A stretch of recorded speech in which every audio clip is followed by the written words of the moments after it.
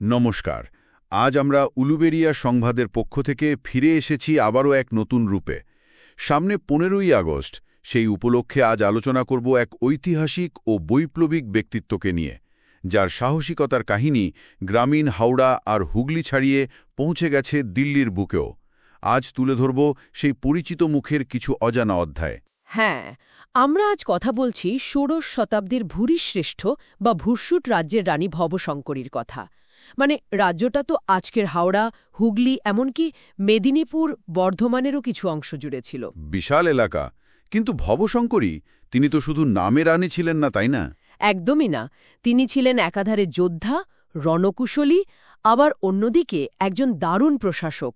মানে ভাবা যায়। সত্যি, কোথা থেকে শুরু করা যায় তার উত্থান সাধারণ ব্রাহ্মণ পরিবারের মেয়ে হয়ে? হ্যাঁ, পেরো গ্রামের জমিদার দীনানাথ চৌধুরীর কন্যা। ছোট থেকেই কিন্তু একেবারে অন্যরকম। মানে অস্ত্র চালানো, ঘোড়ায় চড়া, তীর ছোড়া, সবেতেই দারুণ পারদর্শী। শুধু তাই নয়, শুনেছি শাস্ত্র, রাজনীতি, কূটনীতি এসবেও নাকি গভীর জ্ঞান ছিল। ঠিক তাই। আর ওই যে গল্পটা আছে না, শিকারে গিয়ে একা বুনো মোষ মেরে রাজা রুদ্রনারায়ণকে তাক লাগিয়ে দিয়েছিলেন। হ্যাঁ হ্যাঁ, শুনেছিলাম বটে। তারপরই তো বিয়ে, মানে ভবশঙ্করী চৌধুরী থেকে রানী ভবশঙ্করী হওয়া। একদম। কিন্তু রানী হওয়ার পরেই তার আসল পরীক্ষা শুরু হয়। মানে রাজ্য রক্ষা করা, তাকে আরও বাড়ানো, বিশেষ করে ওই সময়টায়। সেই সময়টা তো খুব গোলমেলে ছিল, তাই না? পাঠানদের উত্থান। ঠিক। আর সেখানেই রানী ভবশঙ্করীর দূরদর্শিতা। দেখুন, তিনি প্রথমেই রাজ্যের সামরিক শক্তি বাড়াতে মন দেন। পুরনো দুর্গ সারানো, নতুন দুর্গ তৈরি করা, যেমন ধরুন খানাকুল, আমতা, উলুবেড়িয়া, তমলুক, অনেক জায়গায়। আর ওই যে সেনাবাহিনীতে মহিলাদের নেওয়ার ব্যাপারটা, সেটা তো অভাবনীয়। হ্যাঁ, এটাই তো সবচেয়ে বৈপ্লবিক পদক্ষেপ বলা যেতে পারে ষোড়শ শতকে। শুধু তাই না, প্রতি পরিবার থেকে একজনকে বাধ্যতামূলক সামরিক ট্রেনিং নিতে হতো। বাহ, একটা সম্পূর্ণ প্রতিরক্ষা ব্যবস্থা তৈরি করেছিলেন বলা যায়। নৌবাহিনীও তো ছিল। হ্যাঁ, শক্তিশালী নৌবাহিনীও গড়ে তুলেছিলেন। কারণ ভূরিশ্রেষ্ঠ রাজ্যের মধ্যে দিয়ে অনেক নদী গেছে, জলপথের সুরক্ষাও জরুরি ছিল। আর এই প্রস্তুতির ফলও তো পেলেন হাতে নাতে, পাঠানদের সঙ্গে লড়াইয়ে। অবশ্যই। সুলেমান কররানীর বাহিনী যখন উৎপাত শুরু করে, রানী কিন্তু শুধু শক্তি দিয়ে নয়, বুদ্ধি দিয়েও মোকাবেলা করেন। তিনি ওড়িশার রাজা মুকুন্দদেবের সাথে জোট বাঁধেন। এটা তার দারুণ একটা কূটনৈতিক চাল ছিল। আর ত্রিবেণীর যুদ্ধে তো তারা জেতেও 1565 সালে। হ্যাঁ, ওই যুদ্ধে পাঠানরা হারে, পরে আবার দাউদ খানের সেনাপতি কল্টু খানকেও হারানো হয়।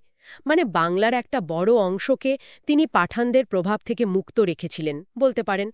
কিন্তু রাজা রুদ্রনারায়ণের মৃত্যুর পর তো পরিস্থিতি আরও জটিল হয়ে গেল। ছেলে প্রতাপনারায়ণের বয়স তখন মাত্র 5। হ্যাঁ, সেটাই সবচেয়ে কঠিন সময়। একদিকে নাবালক পুত্র, অন্যদিকে রাজ্যের ভার। আর এই সুযোগটাই নিল ভেতরের শত্রুরা। ওই সেনাপতি চতুর্ভুজ চক্রবর্তীর বিশ্বাসঘাতকতার ঘটনাটা। ঠিক। প্রধান সেনাপতি হয়েও তিনি পাঠান সর্দার ওসমান খানের সাথে হাত মেলালেন। রানীকে সরাতে হবে। দুবার হামলা হয়েছিল শুনেছি। হ্যাঁ, প্রথমবার কাস্তাসনগর গড়ের মন্দিরে পুজো দেবার সময়। কিন্তু রানীর নিজের যে নারীরক্ষী বাহিনী ছিল, তারাই অসাধারণ বীরত্বে সেটা রুখে দেয়। নারীরক্ষীরা? সত্যি? হ্যাঁ, আর দ্বিতীয়বার যখন রানীর রাজ্যাভিষেক হচ্ছে বাঁশুড়ি গ্রামে, সেবার রানী নিজে অস্ত্র হাতে যুদ্ধে নামেন। নিজে যুদ্ধক্ষেত্রে? একদম। আর তার পাশে দাঁড়িয়ে লড়েছিল রাজ্যের বাগদিয়ার চণ্ডাল সেনারা। ওসমান খান সেবারেও পালায়। রানী এরপর চতুর্ভুজকে সরিয়ে ভূপতি কৃষ্ণ রায়কে সেনাপতি করেন। মানে তার নেতৃত্ব আর সিদ্ধান্ত নেওয়ার ক্ষমতা ছিল অসাধারণ। এই যে পাঠানদের বিরুদ্ধে বারবার সাফল্য, এটা তো নিশ্চয়ই দিল্লির মোগলদের নজরে পড়েছিল। পড়বে না। সম্রাট আকবর তখন নিজেই পাঠানদের নিয়ে চিন্তিত। তিনি ভবশঙ্করীর কথা শুনে, মানে তার বীরত্বের কথা শুনে বেশ প্রভাবিত হন। তিনি বুঝলেন ভবশঙ্করীর সাথে শত্রুতা করে লাভ নেই, বরং বন্ধুত্ব করাই ভালো। তাই মানসিংকে দূত হিসেবে পাঠালেন ভূরিশ্রেষ্ঠে। আর রানীও কি রাজি হলেন, মানে মুঘলদের সাথে সন্ধি করতে? রানীও বাস্তববাদী ছিলেন।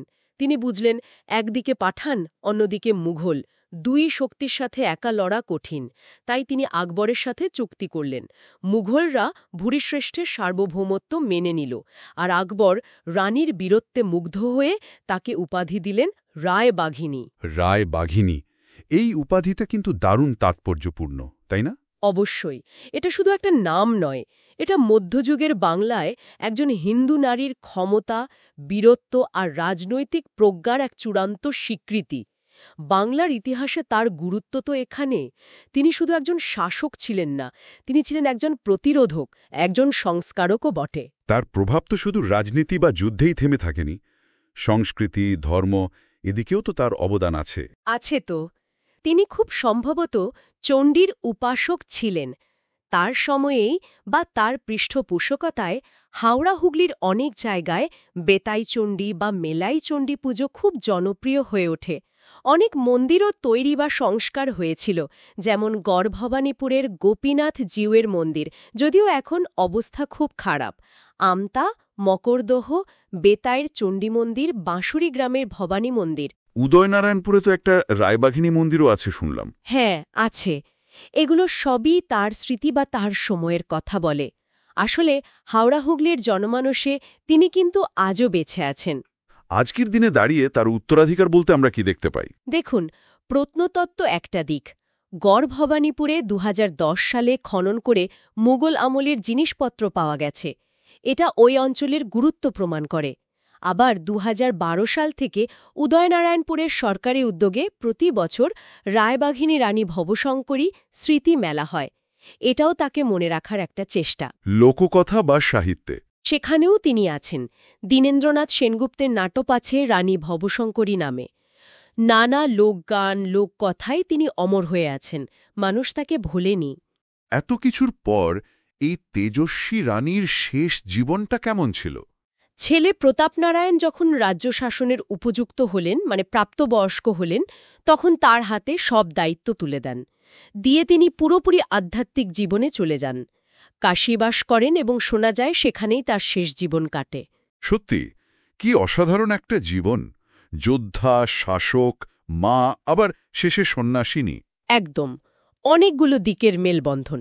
কিন্তু একটা প্রশ্ন মনে আসে, ষোড়শ শতকের এমন একজন শক্তিশালী, প্রভাবশালী নারী যিনি এত কিছু করেছেন, তার কথা আমাদের মূলধারার ইতিহাসে সেভাবে পাই না কেন? মানে যতটা পাওয়া উচিত ছিল আর কি। এই যে বিস্মৃত প্রায় একটা গৌরবময় অধ্যায়, আজকের দিনের প্রাসঙ্গিকতা ঠিক কোথায়? এটা কিন্তু ভাবার মতো একটা বিষয়। নিশ্চয়ই ভাবার মতো। আজকের মতো তাহলে এখানেই শেষ করি। হ্যাঁ। উলুবেড়িয়া সংবাদের পক্ষ থেকে আপনাকে অসংখ্য ধন্যবাদ আপনার মূল্যবান সময় দিয়ে আমাদের শোনার জন্য। ধন্যবাদ। আমরা আবারও পরবর্তী কোনো দিন আসব অন্য কোনো অজানা কথা নিয়ে। ধন্যবাদ, আবার দেখা হবে।